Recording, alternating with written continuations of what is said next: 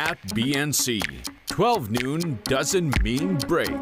We're always ready to give you the latest news, even at noon. Good afternoon, I'm Mai Rodriguez. Criticisms are welcome in the administration. All eyes are back on the Senate today. The International Criminal Court. Join Mai Rodriguez, delivering fresh news for you. Newsfeed at noon, only here on BNC, the Billionario News Channel.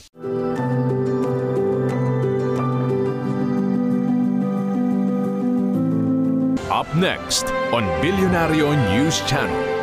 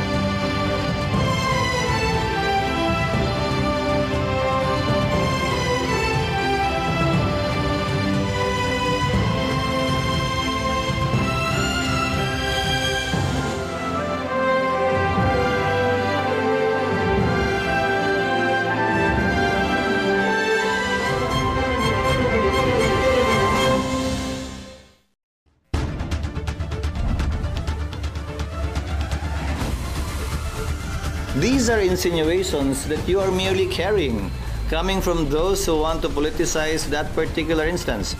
Pag hindi naman namin ginawa yung trabaho namin, edi issue din. But what are they insinuating?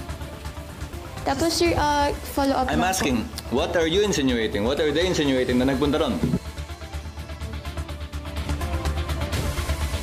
Mainit ang ulo ni SP Chis Escudero. May demolition job daw laban sa kanya. Kaya pati pagpunta niya sa Kamara Pinolitika. Hindi lang once, hindi lang twice. Ilang beses daw ang kanyang pagdalaw. Ayon din sa SP, isang taga-kamara ang may pakana. Pero wala pa ring sagot si Escudero sa mahiya naman kayo. Magandang gabi, ako po si Pinky Webb. Simulcast tayo sa DWAR Abante Radio at 94.7 Mellow BFM. Ako naman si Willard Check. Mapapanood din tayo sa Beam TV 31, Signal Channel 24, Converge 74, Sky Cable Channel 33 at Samsung TV Plus. At ako si Corina Sanchez Rojas. Simulan na natin ang agenda. Senate President Chis Escudero rumesbak sa gitna ng budget insertion controversy. Pasimuno ng anyay demolition job sa kanya ay galing daw sa Kamara. Bulacan Governor Daniel Fernando hinamon ng gobyerno na ilabas ang bilyon-bilyong pisong flood control funds para sa probinsya. Kinahinatnan ng pondo, dapat daw tanungin kay SP Chis. Pagtatalakay ng Senado tungkol sa impeachment case laban kay VP Sara ipinagpaliban sa August 6. Pero desisyon ng Korte Suprema sa issue dapat igalang ayon sa liderato ng Senado. 12 pulis na dawit sa pagkawala ng mga sabungero, kinasuhan na. PNP Service Commander na nag-iimbestiga, sinibak sa pwesto. Panibagong pamamaril sa Estados Unidos, 5 kabilang ang sospek patay. At unang trailer para sa latest Avatar film inilabas na.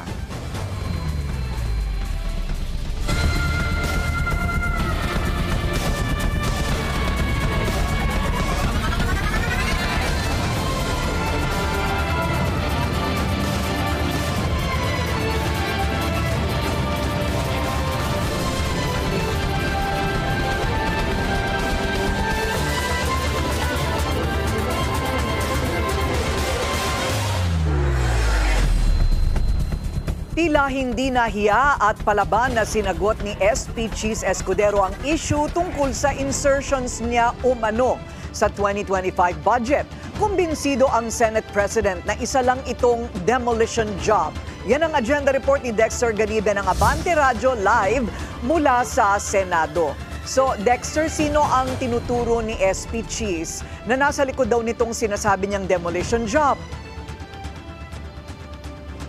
Alam mo, Corina, rumesbak na itong si Senate President Cheese Escudero saan niya'y taga-kamara na nasa likod anya ng pag-uugnay ng kanyang pangalan kaugnay dito sa halos 150 billion pesos na budget insertion sa 2025 General Appropriations Act. Ba't ka meron?